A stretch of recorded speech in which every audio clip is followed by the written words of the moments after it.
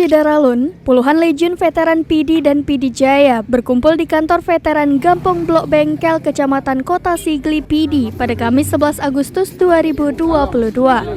Bergabungnya sejumlah veteran itu dalam rangka memperingati Hari Veteran Nasional ke-73. Peringatan Hari Veteran Nasional ini bertujuan sebagai ajang silaturahmi para legend di PD dan PD Jaya. Mereka juga melakukan ziarah ke makam pahlawan dan doa bersama untuk para syuhada, serta menyantap kenduri. Di kesempatan itu, para legend veteran meminta Babinsa Koramil untuk mendata kembali veteran di PD dan PD Jaya. Saat ini, sesuai data jumlah veteran di PD mencapai 986 orang, sementara di PD Jaya sebanyak 220 orang. Dari Sigli, Muhammad Nazar, Serambi On TV.